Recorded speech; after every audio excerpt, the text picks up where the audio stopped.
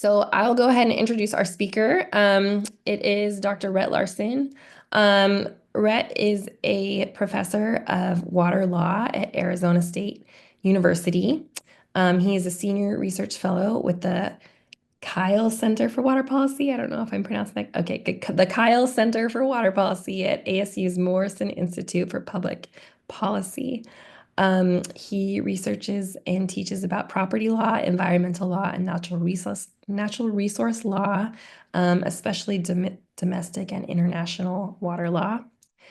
He serves on the Arizona Mexico Commission Board of Directors, Arizona Water Infrastructure Finance Authority, and is legal counsel to Arizona Municipal Water Users Association. He also, let's see, is the author of a book called Just Add Water, Solving the World's Problems Using Its Most Precious Resource, and has another one coming out soon called Day Zero, How Cities Run Out of Water. So as you can see, he has a pretty awesome resume, and we're super excited to have him here to learn more about water law and human rights and how those relate, which is especially pertinent in today's world where we have a lot of communities that may be suffering from the loss of water. So without further ado, I will stop sharing my screen and I will hand the time over to Rhett. Thank you all so much for taking the time for being here. I'm excited to have an opportunity to talk with you about water issues. So to give you a sense of where I come from, I people ask me how did I get into water law, and I tell people I got into water law because I grew up in Yuma, Arizona. So if anybody knows Arizona very well, you know that Yuma is a small agricultural town, or used to be small. It's not that small anymore. In fact, we're getting a temple in Yuma.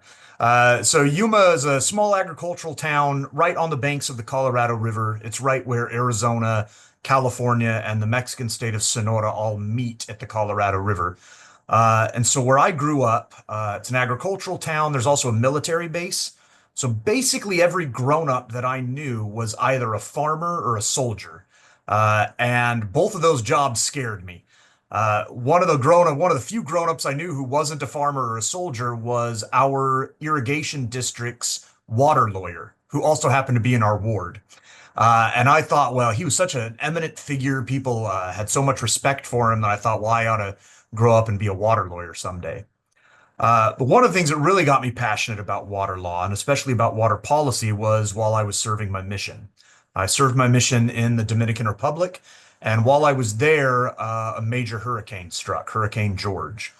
We lived in a part of the capital that was close to the coast, and so we were warned about the coming of the hurricane, and I quickly went to the local market. And being a boy who grew up in the desert, my hurricane preparations involved buying a box of animal crackers and a carton of orange juice, because I was an idiot and had no idea how to prepare for a hurricane. The first part of the hurricane was really scary. We lived in a small apartment, sort of at the bottom of cliffs. And then in the cliffs were lots of caves where a lot of the people would live. They would put tin or bark in front of the cave entrance, and sort of how a lot of the people lived up in the cliffs. The first part of the hurricane was really scary. As you can imagine, our home at the bottom of the cliffs flooded very quickly. And then after about 10 hours or so, everything went really quiet, and everything was bright and sunny. And we sloshed our way out the door, four missionaries, and looked up in the sky, and it was just crystal clear, blue, beautiful sky. We hiked our way up into the cliffs to try and help people whose homes had been blown apart, and looked around us, and we were just surrounded by black, streaked with lightning. And we realized we were in the eye. And so we started saying, we need to get out of here. We need to go make our way either to the church or to the school, which were concrete buildings. Um, and we didn't make it in time. And so spent the last part of the hurricane outdoors.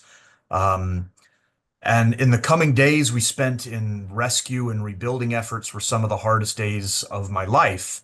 And I remember one night, laying on the ground and just crying, wishing that I had someone who would take care of me. And I remember someone must have had the biggest sound system in their car because booming over the entire city came Bob Marley's song "Woman No Cry." And if you don't know Bob Marley's "Woman No Cry," it's was an answer to prayer to me, so it's a borderline hymn. Because there's a part in "Woman No Cry" where the refrain is just repeated, "Everything's gonna be all right." So I sort of picked myself up and pulled myself together and dug in and worked hard to recover from the hurricane. But one of the things I learned really quickly was that every problem that we had, from looting to lack of access to food to spread of infectious diseases to rebuilding homes, everything that we had, every problem we had felt solvable if we could just get our hands on drinking water. But it felt like we were dying of thirst in water up to our waists. And so every problem, well, felt solvable if we could just get a drink of clean water, but no other problem felt solvable without it. And so I quickly realized if you could solve one problem in the world, it's to help everybody get enough clean water. And that maybe if we fixed that problem, every other problem in the world would seem solvable. And so I thought, well, I'm going to devote my life to solving water insecurity, helping people access water. And I thought that I picked a simple problem. I quickly realized I picked maybe the most complicated problem in the world. One of the reasons that problem is so complicated is the water diamond paradox. So this is from Adam Smith's The Wealth of Nations. It's basically the idea that why is it that water, which has the highest use value you can imagine, it is literally used in everything. After all, this big blue rock we're all spinning on right now, the only reason it matters is because it's blue.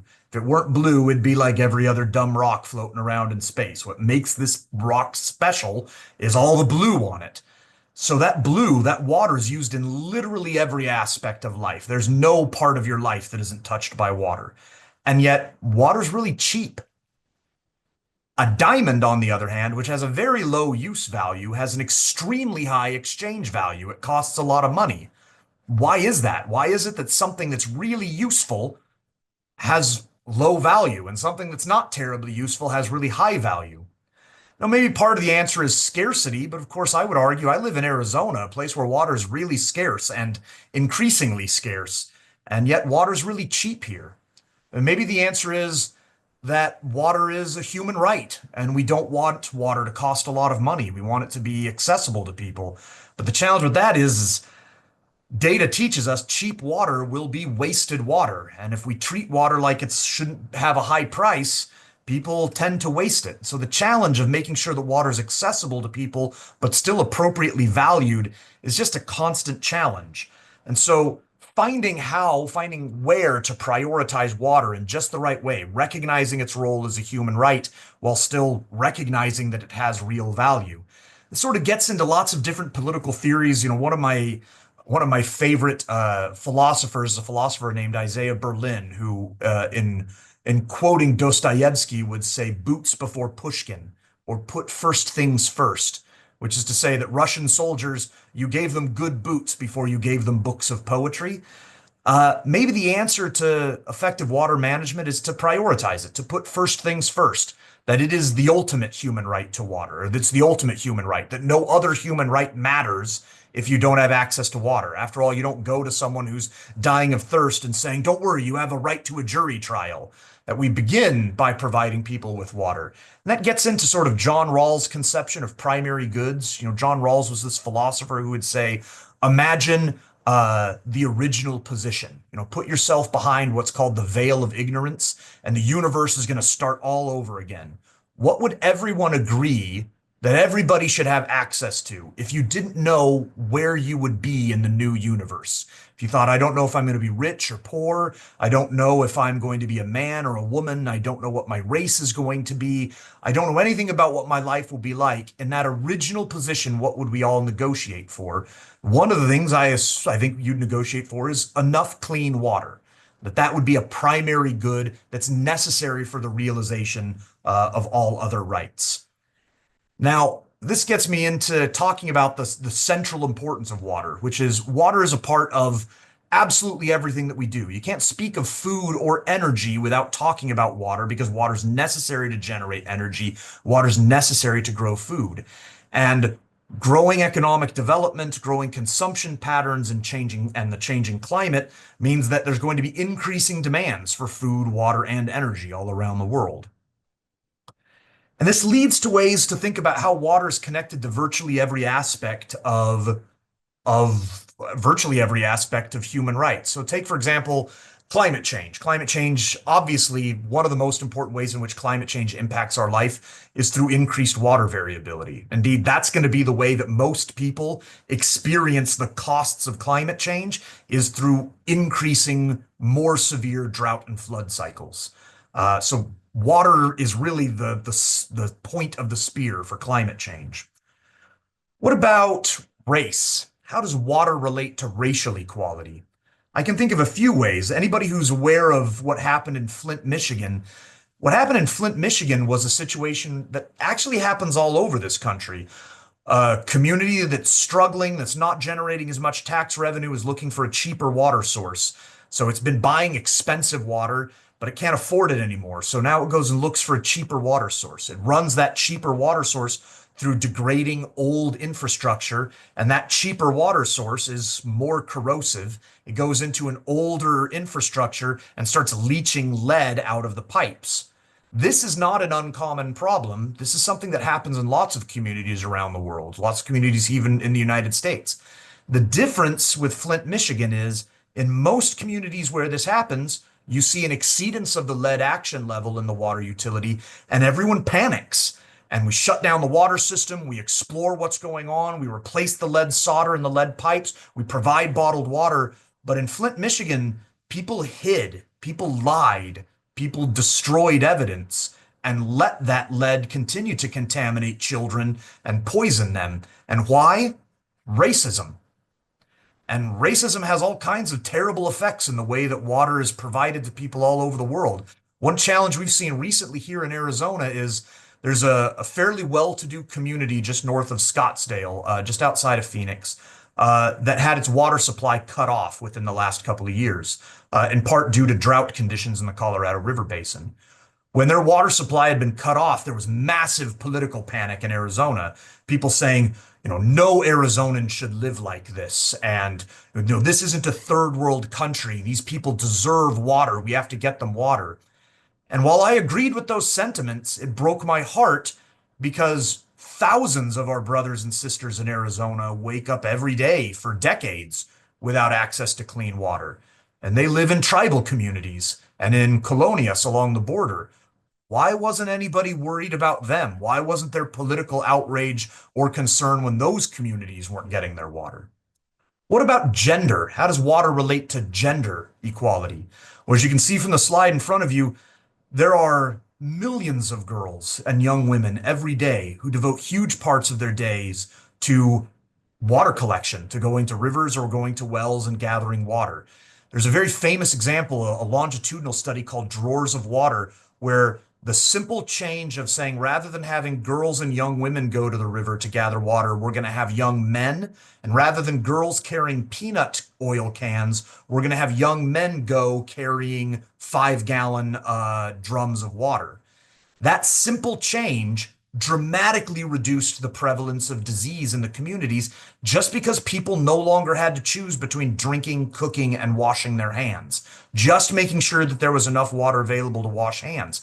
But because girls and young women are constantly put in the position around the world of being water gatherers, it puts them in dangerous positions and it keeps them from being able to go to school. But allowing these communities to access tapped, treated, clean water frees up a lot of these girls and young women to be able to attend school. But even then, in many of these situations, there's such a taboo about menstrual hygiene and menstrual health that girls feel excluded from schools. And so one of the biggest challenges with water is to recognize its relationship with hygiene and sanitation and to overcome a lot of the cultural taboos that we have around three things that we just have a hard time talking about, which is poop, pee, and periods. And the more we get afraid of talking about those things, the harder it is to solve that problem. But you want to change the world? Invest in toilets. If today you sat down on a clean, working, flushing toilet, you have wealth beyond imagination. And it saved your life and the lives of thousands of people. And so to expand access to dignified, safe hygiene and sanitation facilities, and particularly menstrual hygiene products and facilities for girls and young women, is a critical part of about expanding educational opportunities around the world. What about the relationship between water and poverty? One of the things we say in water law a lot is that water doesn't flow downhill, water flows to money. So the way people access water is the amount of money changes things. Sometimes people will say to me, "Oh no, we're running out of water in Arizona." And I always say, "We're not running out of water. We're running out of cheap water."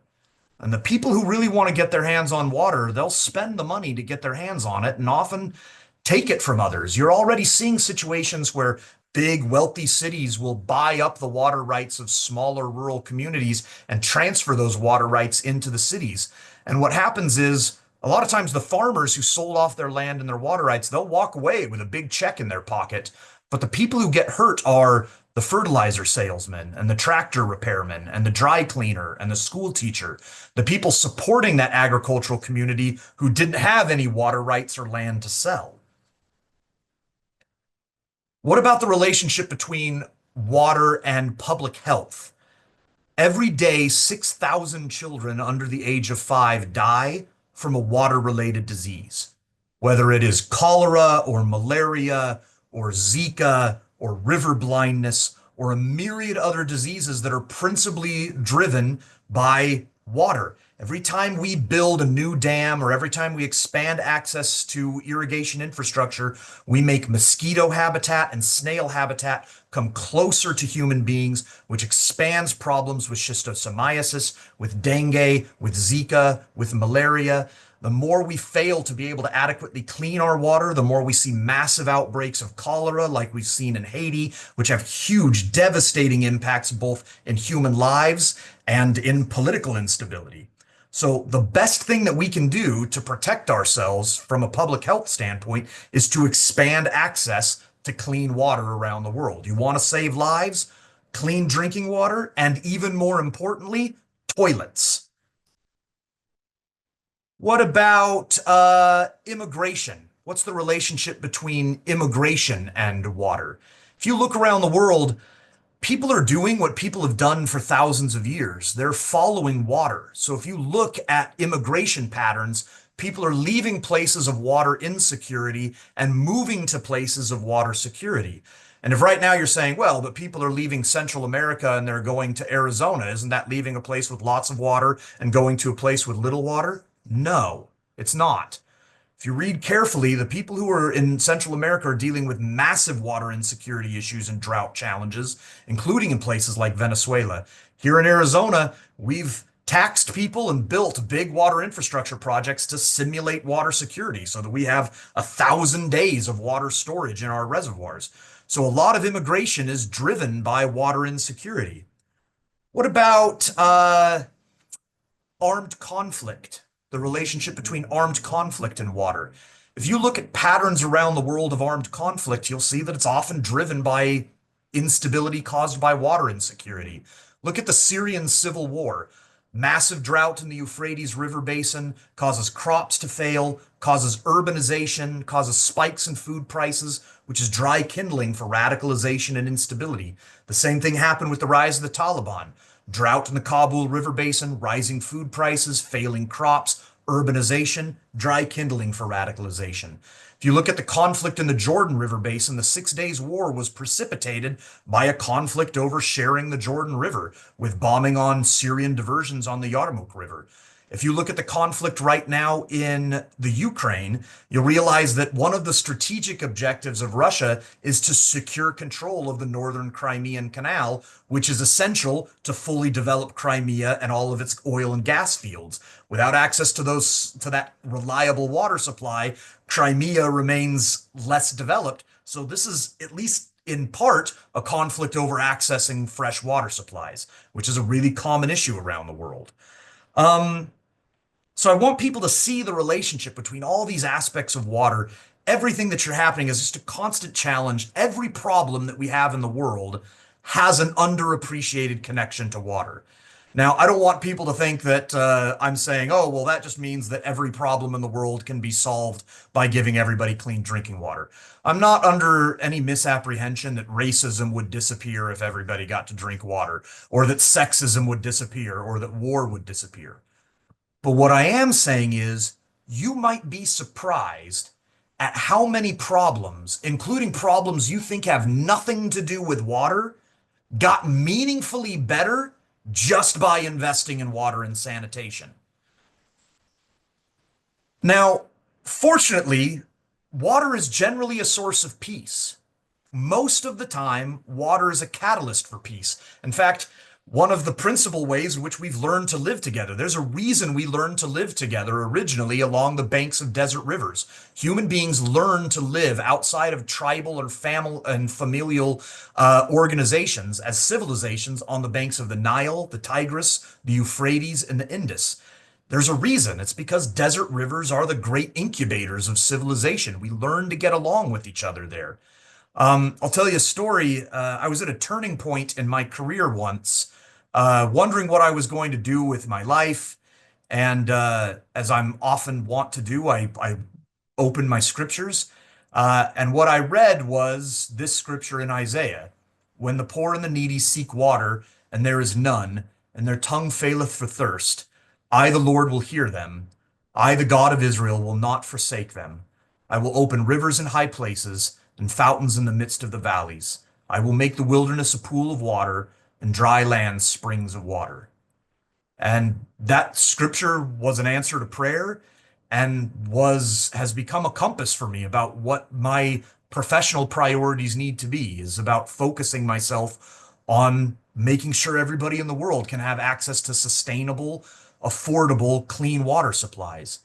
And the connection between water and faith is all over the world, whether it's the obvious religious significance of the Jordan River, which is a river basin I've worked in and have a close relationship with the sacred nature of Mother Ganga, the Ganges River, for Hindu people, to the recognition of river personhood amongst the Maori people in New Zealand, to the sacred nature of the San Francisco Peaks in the water for the Hopi and the Navajo tribe. This is a long-standing water dispute I've worked on in my career, where there's been major disputes about taking reclaimed water, treated wastewater, and using it on ski slopes on these mountains to keep the ski slopes open, while Navajo, Hopi, and Walupai people have complained that it was a desecration of their sacred land to put reclaimed, treated wastewater on the land. And then in Sharia law, the fascinating relationship between faith and water policy in Sharia law. Unsurprisingly, a religion that grew up in the deserts has a lot to say about water.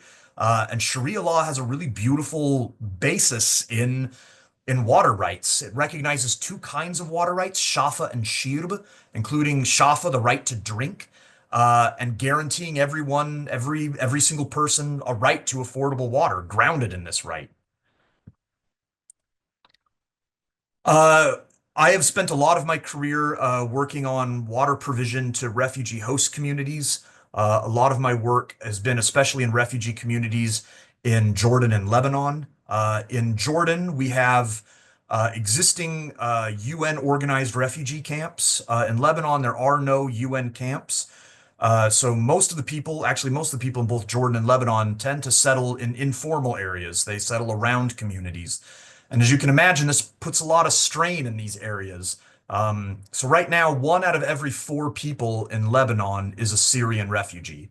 1 out of every 8 people in Jordan is a Syrian refugee. And that's not even accounting for Iraqi refugees or Palestinian refugees.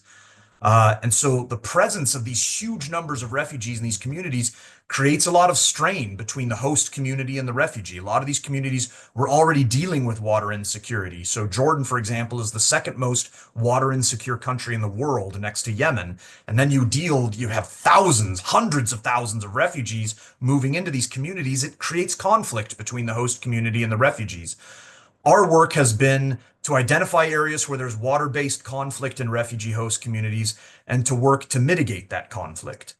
Um, Part of the work that we've done to mitigate that conflict has been developing improved water supplies. So we put water treatment on wells. We augment water supplies with small scale household level atmospheric water condensers to generate water at the household level, and improving sanitation supplies and building toilets. I'll tell you a story that I had an experience at the beginning of this project where I was running into a lot of obstacles, and we were struggling to get equipment that we needed moved into Jordan and Lebanon. And I was praying for help and was at my wit's end. I'm a water lawyer. I don't know how to get equipment around customs in Lebanon. And then I had a chance to meet with someone who was a very prominent political figure in the Middle East, and I asked him for help, and he was incredibly generous in moving heaven and earth to find ways to help us so that we could provide water in these refugee host communities. And one day I took him out to lunch to thank him, and I asked him, "Why are you helping me? Why have you done so much to help me with receiving nothing in return?" And he said, "When I was a little boy, I lived in East Jerusalem, and my father was a barber. And one day, a man came into the barber shop to get his hair cut. And the man was visiting at BYU Jerusalem. And the man was getting a haircut and said, 'I have scholarships that I'd like to offer to people here, but I'm having a hard time helping people accept these scholarships to come to Utah and study at Brigham Young University. And I'm not really sure how to go about getting this scholarship program off the ground.'" And the barber looked at him and said, "My son is a good student. He'll take that scholarship." And so the man who got his haircut there worked as hard as he could to help his son get a full scholarship to Brigham Young University. And as I talked to this man who was helping me, he goes, "I don't know if you know this person. He's a dear friend of mine. His name's Jeff Holland." And I said, I do know, and I've never had the privilege of meeting him, but I do know of him. He said, "Well, he's the reason. He was there for me and for my family when I needed help. And I know that you are a member of the Church of Jesus Christ of Latter-day Saints, and you're trying to help people from my home region. And so someone from your community was there to help me, and I'm here to help you." And now we are serving over 200,000 people in 29 communities in Jordan and Lebanon who are now receiving clean, sustainable, affordable drinking water every day because of that project. Now, you can see these international river basins all over the world. Every single one of these river basins creates its own tensions and has its own problems. If you're seeing right now the rise in contention, especially in the Nile River Basin, as Ethiopia's built the Grand Ethiopian Renaissance Dam, as South Sudan is looking to build a new canal project, you're seeing growing tensions there. And you might think, well, these are tensions that would never happen here in the United States. But I'm here to tell you, if you're paying attention to the news and the kind of the rhetoric that's happening right now over the Colorado River Basin and the Rio Grande, Rio Bravo Basin between the United States and Mexico, this has historically been a really close, amicable relationship, the hydro-diplomatic relationship between the United States and Mexico. And for the first time in my career, it's a very strained relationship right now. And the level of tension over sharing these two rivers is at a level that I've never seen before and didn't really think was possible.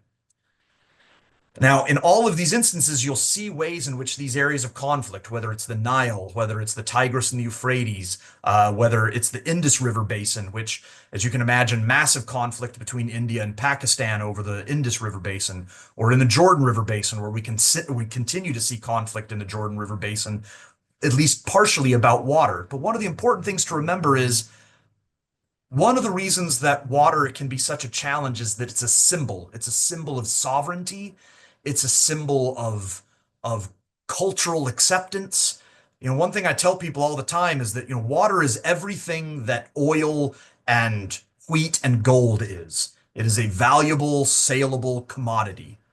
But it is also everything that music and art and faith is, because we don't squirt each other with gasoline in the summertime, and we don't throw lumps of coal at each other in the wintertime, and we don't baptize our children in uranium. Water is just a different resource. We feel differently about it. And so sometimes conflict over water is actually about water. But sometimes conflict over water is about what water means. And when water means something, when it's a symbol of respect or sovereignty, these conflicts can be intractable in many ways. Now, a lot of ways in which rights to water have expanded around the world have been through different empires. So the Roman Empire, for example, spread the idea of riparian water rights around the world. One aspect of riparian water rights is the idea of protecting principally natural uses as the highest priority. Natural uses are subsistence level uses, enough water to stay alive. So for drinking, small scale irrigation and stock watering, and for hygiene and sanitation. So one aspect of the human right to water that's been spread around the world by the Roman Empire is the prioritization of water for human health. We've already talked about the ways in which the spread of Sharia water law around the world through, the Abbasid and Umayyad caliphates and later, subsequent caliphates, the Mamluks, the Ottomans, particularly Ottomans and their water code, the Markalah, spread concepts of Sharia water rights around the world, including Shafa, the right to drink, that everybody should have a right to drink affordable drinking water. The British Empire spread around the world the idea that if you're going to have a water utility, its principal function is to provide water in a way that doesn't discriminate. So this is ancient British common law, is the recognition that you cannot discriminate between people in the way that you provide royally chartered water infrastructure. So as many terrible things as all these empires have done, they have spread around the world different conceptions of what a human right to water means. This is my project in Lebanon and Jordan. We now are serving over 200,000 people. One of the things I want to point out is if you look there in the bottom left-hand corner, that's my friend Assad. The cooling system there, this is in Kherbet Daoud in northern Lebanon in the Akkar district. That cooling system, we didn't build that. That was put together by the refugee community.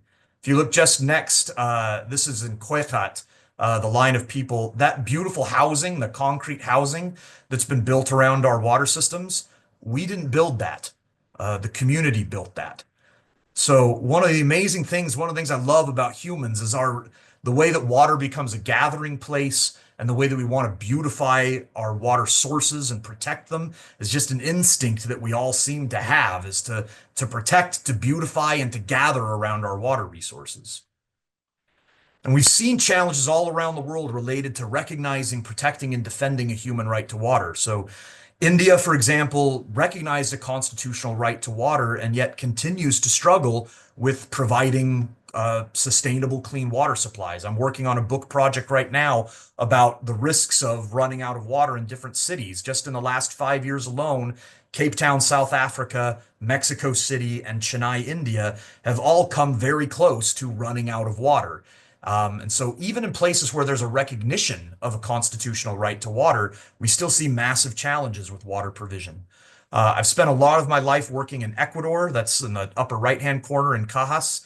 Ecuador recognized a constitutional right to water in its 2008 constitution. And one of the areas where they've been most successful in doing this has been in the city of Cuenca in Ecuador.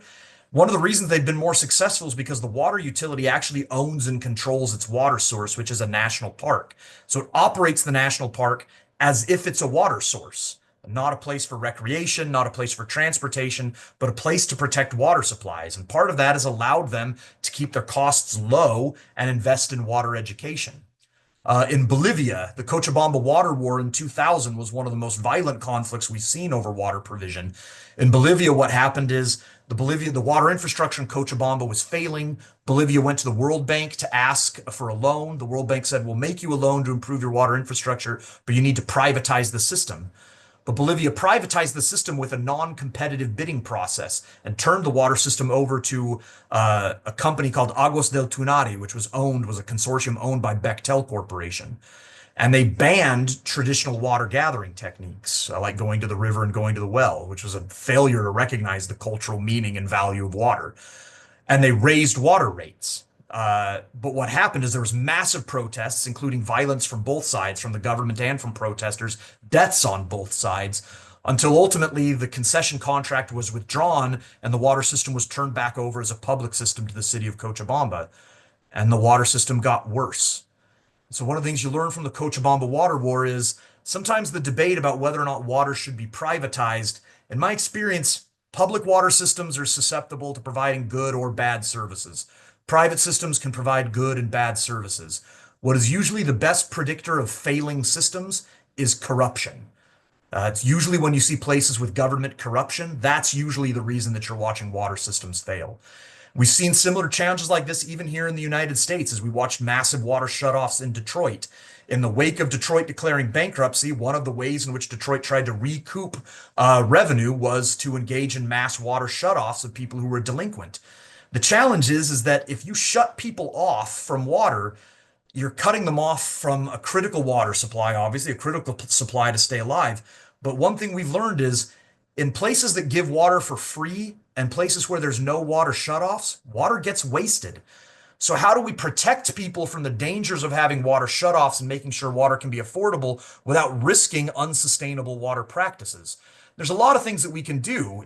One thing that we can do that we do here in the city of Phoenix is that rather than shutting off water, we just have a water restrictor, which makes sure that people still have enough water to flush their toilet a couple times a day, enough water to get drinking water, but it's not enough water to run your washing machine. It's not enough water to take a long shower, so people still have incentives to pay their water bills. Another thing you might think about doing is what about bulk water rates so that our largest water consumers are paying our largest rates, and we use those rates to subsidize household level water consumption at a much lower rate. It's a good idea, but one of the problems with that is that our largest water consumers are energy and agriculture. And so we may be saving people money in their water bills, but we may be costing them money in their energy and grocery bills. Now, a couple of the ways in which we've seen the human right to water implemented is a really interesting example in 2010. In 2010, South Africa faced a major water conflict in Johannesburg. So South Africa in 1997 recognized a constitutional right to water in its constitution, and then proceeded to provide a free basic water program. So if you paid a flat rate, everybody just had open taps and could have as much water as they wanted. But it was costing about $400 million a year and losing billions of water. And without getting enough revenue in return, they couldn't address leaking water systems or protecting the water system. And so Johannesburg said, well, here's what we'll do instead. We'll provide at least certain households. And by the way, they targeted these in historically black townships in Johannesburg, while many of the white townships could continue to have the free basic water. But many of the historically black townships, they said, well, here's the deal. We'll provide you with 4 kiloliters per household per month free. But after that, you have to prepay the water system, basically feed the meter to keep your water on. Well, the problem with that is they grossly underestimated how many people lived in a household. They thought 4 kiloliters per household per month worked into 25 liters per person per day, which is the WHO recommended amount of water. But a lot more people lived in households in these communities. So they burned through those 4 kiloliters in the first few days and then not have enough water for the rest of the month. At one point, a fire broke out in one of these neighborhoods, and they literally had to go out and put coins in the meter to have enough water to fight the fire. So the community sued and said this is a violation of our constitutional right to water. It goes to the trial court, and the trial court goes, you're right. It's a violation of your constitutional right to water. Everyone is owed 50 liters per person per day, which must be implemented immediately. On appeal, the appellate court said, well, actually, you have a right to 42 liters of water per person per day, and it has to be implemented within 6 months. And then on appeal to the Constitutional Court, the highest court in South Africa, they said, we have no idea how much water you have a right to or how much money it should cost, so we're just going to defer to the city. And so one of the challenges we see in the law is that judges often lack the institutional competency to critically evaluate water policy. And one of the challenges that you have with a human right to water is people will go, well, obviously you should just give everybody enough water to stay alive. But that's not a very smart policy. And here's the reason why. In the whole world, there's only two kinds of people. People with enough water to stay alive and dead people. Everybody who's alive already has enough water to stay alive. We know that because they're alive, which means guaranteeing people enough water to stay alive is a waste of time. What a human right to water, if it's going to mean anything, has to be is enough water to live a good life, a healthy life, a dignified life. And achieving that amount of water at that level of cleanliness at just the right price is tough. At the exact time this case was happening in South Africa, in neighboring Botswana, another case was going on. In that particular case, in the Kalahari Game Preserve, the Basarwa people, who had been their ancestral land for generations, the government wanted to create this game preserve, and they thought, well, human beings aren't part of nature, so we'll have to kick them out, which is ridiculous, of course, since the Basarwa people had been there forever. But they said, we have to kick these people off their ancestral land. Rather than helping them, what they did was just cap their wells and say they'll leave now because they don't have water. Well, they didn't leave because it's their home, it's their land. They stayed and they got really sick. And some lawyers brought a claim, but Botswana has no constitutional right to water, but it does have a right to be free from degrading and inhumane treatment. That claim ended up winning, whereas in South Africa, a actual explicit constitutional right to water failed. So one of the lessons I think we take from that is that sometimes the sort of procedural rights that we have here in the United States and in many other parts of the world, rights that protect you so that you have due process, rights that protect you so that you have access to an attorney and access to a court, that in some ways these procedural rights do as much to protect your water supply as an explicit constitutional right to water. Now, I want to end with just one point that I hope people will help. If you're looking at the slide right now and thinking that looks weird, you're right. So right now I've got four kids. My oldest two are grown up and out of the house. So my daughter is 22. She's home from her mission and married and doing great. And my son is about to leave on his mission in just a few weeks to Costa Rica, and we're really excited. But they're at an important part of their life where they're making big decisions and they ask for my advice. And one of the things I tell my kids is life isn't about having all of your dreams come true. Life is about having your most important dreams come true. And sometimes you have to give up some dreams in order to get other dreams. And we're at that point in a lot of parts of the world where in water policy, we don't look around and see a lot of bad guys, right? There are people who want to build homes, and there are people who want to grow food, and there are people who want to generate electricity, and there's people who want to protect ecosystems. And none of these people are obviously evil, but we don't have enough water to do everything that all of them want to do at the maximum level, which means we have to make hard choices. And so I would tell my kids, I had a bunch of dreams about owning an avocado farm in the Dominican Republic, and dreams about just getting a boat and traveling the world. But my biggest dream was to marry your mom and to raise you guys, and I had to give up some dreams in order to get the one that mattered the most to me. But one of the other lessons I've learned from my kids is a lesson I also learned from doing some studies, which is if you sit down at the table and you all share buffalo wings or you share shrimp, if you share wings on the bone or you share shrimp on the tail, everyone shares equally. And the reason is that there's evidence of consumption. We can all look at each other's plates and see how many bones are on the plate or how many tails are on the plate. But if you share boneless chicken wings or tailless shrimp, someone always cheats. And I've run this experiment with my kids with watermelon. If I give them cubed watermelon, they'll take too much. But if I give them watermelon on the rind, everybody shares equally. And so one of the things I've noticed about my kids is that their arguments about food, they often sound like water arguments. They'll be like, well, I should get the most because I'm the biggest. I should get the most because I got here first. I should get the most because I'm the smallest and I'm the one that's growing. I should get the most because I'm the middle kid and nobody pays attention to me anyway. And those are all honestly sound a lot like water arguments. But one of the ways that we can improve water management is just by better water data, so that we have the bones, so that we have the tails, so that we have the watermelon rinds on the plates, so that we can see how the water's being consumed and who is consuming it. A simple investment in more accurate and more transparent water data will go a long way towards helping us achieve a more sustainable and equitable water policy. And I'll end there and look forward to your questions.